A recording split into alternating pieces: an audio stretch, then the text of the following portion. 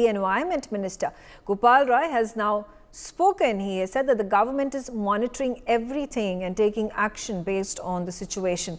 Currently, the stubble burning pollution is not there. The major contributors of pollution now are vehicular emissions and biomass burning, is what the Environment Minister has said.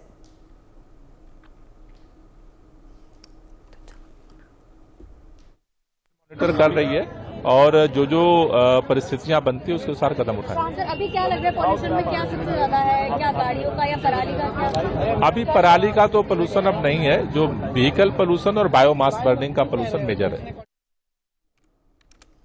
Naveen Nishan on the show with me. Naveen, is there a likelihood of GRAP 3 once again being implemented, which disallows BS3 and BS4 vehicles on the roads of Delhi, which also does not allow for the construction activities to resume in the capital? Keeping in mind that GRAP 3 had been revoked in wake of the rains that Delhi was greeted with, and the air quality that had improved from severe to very poor. देखिए, बिल्कुल बता दें, grab 3 Delhi NCR में तब implement किया जाता है कि जब पॉल्यूशन लेवल 400 को पार कर जाए। अभी के समय जो पॉल्यूशन लेवल है वो वेरी पुअर कैटेगरी में है, यानी 400 के करीब है।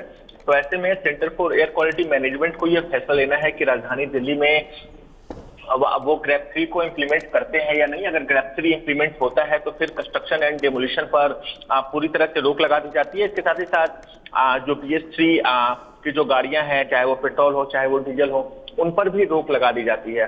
दिल्ली के पर्यावरण मंत्री गोपाल राय का भी कहना है कि अभी के समय जो पराली है उसका असर देखने को नहीं मिल रहा, बल्कि जो बायोमास बर्निंग होती है, क्योंकि राजधानी दिल्ली में भी अभी के समय ठंड पड़ रही है और बहुत संख्या में जो लोग हैं वो खुद को ठंड से बचाने के लिए आग जला रहे हैं। तो जो बायोमास बर्निंग है और फिर जो वेहिकुलर पॉल्यूशन है, क्योंकि जो रिसर्च आया था उसमें भी इस बात की जानकारी थी कि दिल्ली के जो पॉल्यूशन है उसमें लगभग 23 से 24% जो है वो वेहिकुलर पॉल्यूशन का एक योगदान होता है। तो निश्चित रूप से अगर इसी प्रकार से पॉल्यूशन का की जो रफ्तार है वो बढ़ती रही, एयर क्वालिटी इंडेक्स लगातार अगर बढ़ता रहा, तो निश्चित रूप से जो centre for air quality management है वो ग्रैप 3 को राजधानी दिल्ली में इम्प्लीमेंट कर सकता है और फिर लोगों की जो मुश्किलें हैं, खासकर जिनके पास जो पुरानी गाड़ियां हैं BS3 पेट्रोल डीजल, उन पर रोक लग जाती है। तो निश्चित रूप से देखना होगा कि आने वाले 1 से 2 दिनों तक पॉल्यूशन की क्या कुछ टेंडेंसी रहती है, एयर क्वालिटी इंडेक्स कितना बढ़ता है।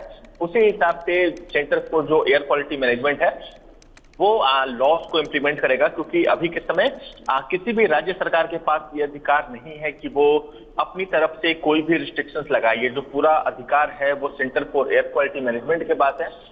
दिल्ली के पर्यावरण मंत्री गोपाल राय का भी कहना है कि सारी स्थिति पे जो एनवायरमेंट डिपार्टमेंट की टीम है, जो DPCC है यानी दिल्ली पोल्यूशन कंट्रोल कमेटी है, उसकी टीम के द्वारा मॉनिटरिंग किया जा रहा है और अधिकारियों को भी अभी के समय ग्राउंड पर रहने के निर्देश दिए गए हैं, ताकि जो बायोमास जो बर्निंग होती है उस पर रोक लगाई जा सके।